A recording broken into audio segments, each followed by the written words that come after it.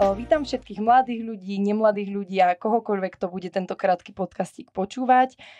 Dnes sa povenujeme pozvaniu na jednu skvelú neformálnu udalosť pre mladých, ktorá sa volá Ideaton. Ideaton je mládežnícka výzva, kde týmy mladých ľudí pretvárajú svoje nápady na hotové riešenia v podobe nejakých projektov. Týmy na základe stanovených tém počas celého dňa pracujú na svojom projekte, ktorý neskôr prezentujú odbornej porote, v ktorej sa nachádzajú nejakí machry z praxe. My tu dnes máme účastníkov minuloročného Ideatonu z obchodnej akadémie Veľká okružná v Žiline. Soňa a Michal, ahojte. Ahojte. Ahoj. Ďakujem, že ste teda prijali pozvanie do tohto krátkeho podcastu.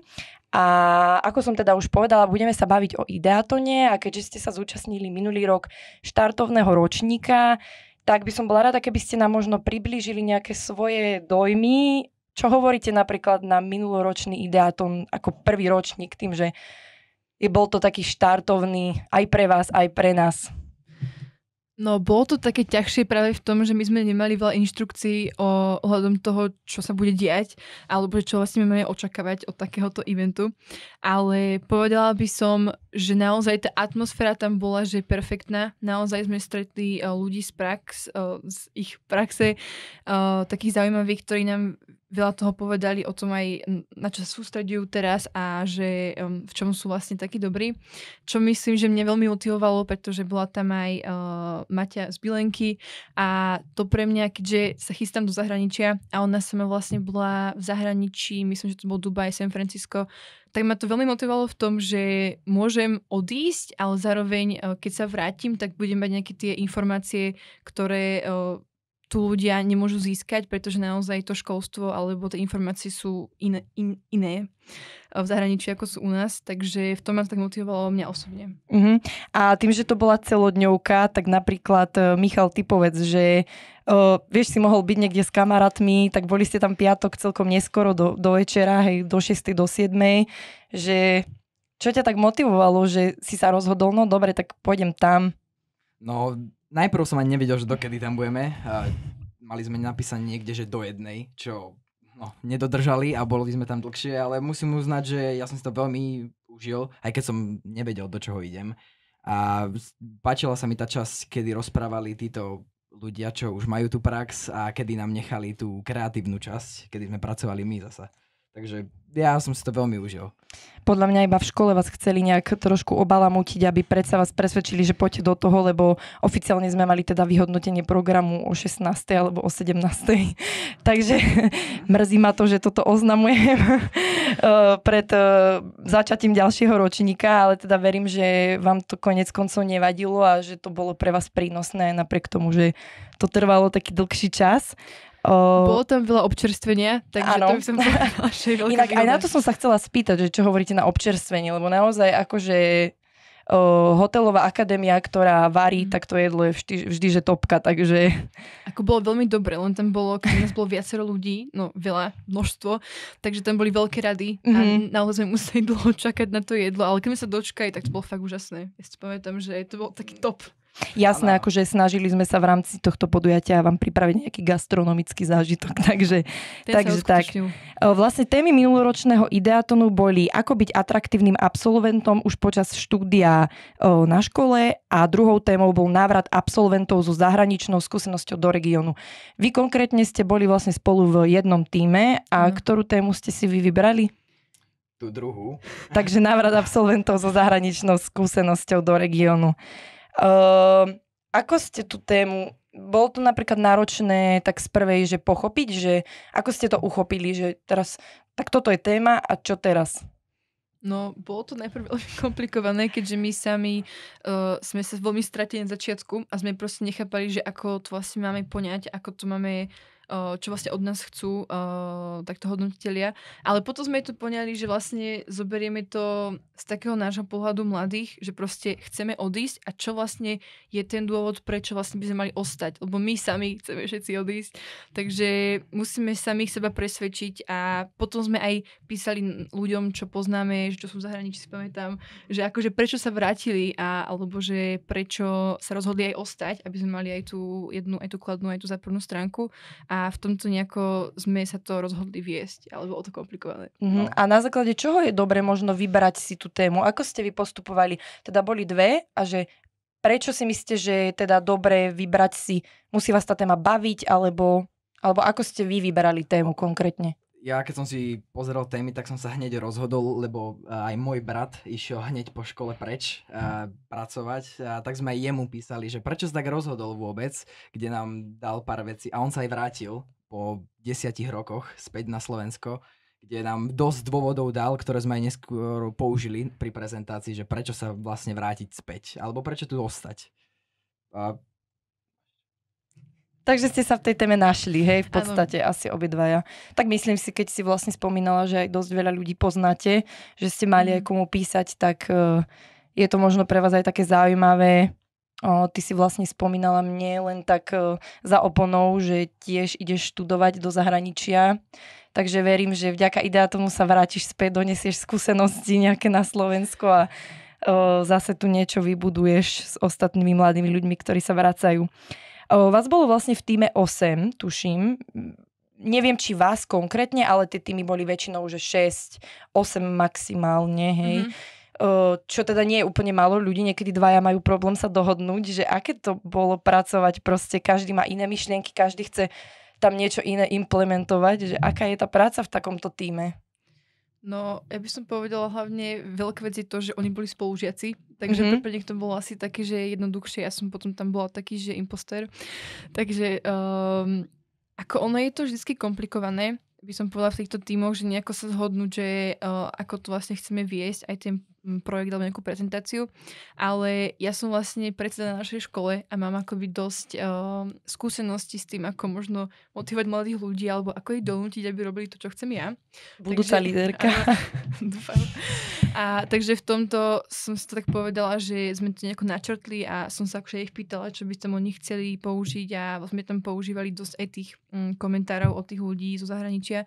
Takže nejako v takomto sme to poňali, ale potom sme si povedali, že musí to byť niečím aj zaujímavé. A sme si povedali, že tam spravíme scénku, čo myslím, že bola Míšová partia, že on s tým prišiel, takže to už bolo také doplňanie, ale... No. My sme to vlastne tak vyšpičkovali tým, že sme tam robili scénu dvoch ľudí, ktorí sa rozprávajú a jeden z nich chce odísť a druhý ho motivuje, prečo ostať. Kde sme si získali celú porotu a veľa smiechu od všetkých. Ako to je super, že ste ukázali aj takú tú formu prezentácie, že nemusí to byť len prezentácia ako taká v PowerPointe alebo niekde v Canve, ale že môže to byť teda nejaká inscenácia, ktorá teda bližšie popíše ten problém a to jeho riešenie, hej. Takže akože, ako sa to povie, nekladú sa medze kreativite, áno, dobre, to slovičko mi vypadlo. Takže za mňa akože to bolo super. Ja si tak matne pamätám, hej. Vlastne keby ste sa aj chceli pochváliť, tak môžete povedať, že na akom mieste ste skončili. Na prvom. Tak možno to bolo práve vďaka tejto vašej inscenácii. A vlastne počas tej tvorby, alebo počas celého toho procesu, ako Ideaton prebiehal, ste sa zoznamovali aj s nejakými rôznymi prístupmi. Hej? Bolo to rozdelené do nejakých flows a vy ste vlastne v každom jednom flowe pracovali. Vždy ste sa zoznamovali v nejakej časti s nejakými jednotlivými, ja neviem, procesmi alebo prístupmi. Jedným z nich bol aj design thinking. Neviem, či si pamätáte. Je to vlastne taká metóda, že musíš porozumieť zákazníkovi, prežívať jeho potreby, empatizovať, potom generujete nápady a riešenia, potom sa prototypuje, hej. Že toto sú vlastne modely, ktoré sa bežne používajú v biznise, že čo napríklad hovoríte vy na takéto zapájanie takých modelov do takých neformálnych vecí, hej, že keď si to porovnáš, že toto sa učíme v škole a zrazu prídeme na Ideaton a je tam niečo takéto. No, podľa mňa je to vždycky veľmi efektívny spôsob, ako takto ľudí zapojiť do nejakých kreatívnejších aktivít, pretože naozaj by som povedala, že bolo tam veľa počúvania, hlavne do začiatku, že akoby bolo to neformálne a snažili sa aj tak viesť celý tento event, ale naozaj tým, ako sme tam pasívne sedeli, tak bolo naozaj úžasné, keď nám dali nejakú príležitosť aj si presadnúť k iným stolom a s nimi nejako prekomunikovať nejaké takúto aktivitu, že ja si pamätám, že my tam niečo robili s nejakou babou, že nejako zaujímavo vydizajnovať novú kefku, alebo niečo takéto, ako zubnú kefku. A bolo to také, že ma ani nenapadlo, čo ju napadlo a bolo to veľmi, veľmi, veľmi iné počuť takto iný názor, alebo že proste tie kreatívne myšlienky aj od iných ľudí, ako čo možno poznám z môjho stolu. Takže v tomto plame je to zapájanie takéto niečoho viacej aktívnejšieho, oveľa lepšie ako pasívne počúvať, ako to poznáme zo školy. A čo hovoríte napríklad na to, že vás navštevovali počas toho dňa nejakí mentori, hej, že oni vám radili, nejak vás facilitovali nejakým spôsobom?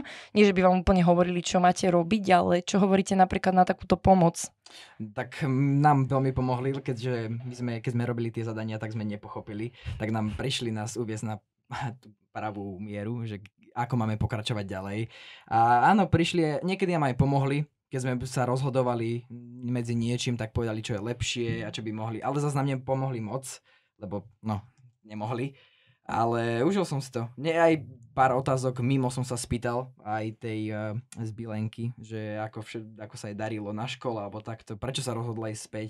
Iba tak akože nech mi viacej o tom povie. A veľmi príjemný prístup všetkých, takže ja som si to užil. Konkrétne hovoríme o mentorke Martinke Zvolenskej z Bilenky, ktorá robila teda mentorku a facilitovala teda mladých ľudí počas toho ideatonu. Mňa ešte napríklad tak zaujíma, že čo hovoríte napríklad na to, že ste mali možnosť používať notebooky, počítače, hej, že v škole píšete nejaký test alebo samotné maturity, že to je absolútne neprístupné, hej, teda ako pri takom predmete, hej, ale že či sa vám páči takýto spôsob práce, hej, že ako ty sama hovoríš, ste odbiehali k stolom. No, ja by som povedala, že ono to bolo troška, keďže my sme zobrali tú prezentáciu z iného pohľadu, že viem, že napríklad prezentovali, že mali tam veľa textu a tak, a my sme fakt na našich slajdoch nemali žiadny text. To bolo také, že my šli dosť takú freestyle, taký, že improvizáciu. Takže my sme tam ani moc ten internet nepoužili, ale je to také o dosť iné, keďže bolo to neformálne a naozaj sme tam mohli jesť počas vlastne tých prezentácií a sme sa tam proste rozprávali a tak spoznávali, že naozaj to bolo cítiť, že môžeme robiť vlastne čo chceme, ale že naozaj všetci sme robili to, čo máme, lebo vlastne sme mali tú slobodu. Takže myslím si, že toto je aj taká dobrá ukážka toho, že keď sú určité pravidlá, tak nie vždycky každý bude nasledovať a preto možno, že určitá sloboda je vhodnejší spôsob, ako namotivovať mladých ľudí pracovať. Takže lepšie sa vám niečo aj tak, akože získavali sa vám lepšie také tie, nechcem povedať zručnosti, ale tá práca ako taká bola proste lepšia, že bola taká neformálna, hej, pre vás. To istotne. Brali by ste takéto niečo v škole? 100%. A napríklad, keby ste mali dať nejaké odporúčania, môže každý za vás povedať to svoje, nejaké odporúčania pre tých budúcich účastníkov nasledujúceho ideatonu, tak čo by ste im povedali? No ja by som poradil brainstorming a nehádať sa za tým stolom. Rôzne nápady a neodsudzovať sa navzájom, ale počúvať a niečo si napísať, keď už tak. Lebo my sme mali aj také slabšie obdobie, kedy sme nevedeli, čo. Ale nakoniec sme to zvládli. Lebo sme si všetko písali, áno, na papier, našťastie. A ja by som hlavne povedala, že ak tam idete preto, aby ste vyhrali, tak naozaj to musíte poňať tak inak ako ostatní, keďže ja by som povedala, že prezentácia je úplne taký slovenský štýl ukazovania alebo vlastne prezentovania nejakých tém, takže každý vieme robiť prezentácie a musíte ich spraviť nejako špeciálne, nejako inak, nejak to poňať. Preto vlastne doporučím tie scénky, alebo oni tam mali aj nejaké herecké prejavy a takto. Takže naozaj buďte kreatívni, nebojte sa toho a asi nikto vás nebude súdiť a proste nemáte čo stratiť. Super, tak ďakujem ešte raz veľmi pekne, že ste prišli. Chcem sa týmto veľmi pekne poďakovať hlavne školám, ktoré podporujú svojich študentov a vytvoria im priestor pre takúto formu neformálneho vzdelávania a taktiež aj organizáciám, ktoré vyšľú nejakých svojich mladých ľudí alebo dobrovoľníkov, vytvoria nejaké menšie tímy. A týmto vás vlastne chceme oficiálne pozvať na ďalší ročník Ideatonu, ktorý sa uskutoční v priestoroch Sobašného paláca v Bytči 5. apríla 2024. a viac informácií o prihlasovaní nájdete aj na sociálnych sieťach Žilinského samosprávneho kraja alebo sekcie pre mládež. Tak ďakujem ešte raz veľmi pekne, že ste prišli. Tuto máme víťazov minuloročného Ideatonu a teším sa a budem vám držať teda palce. Vy ste tuším obaja už končiaci, takže vám držíme palce na vysokých školách. Ďakujem tak ahojte.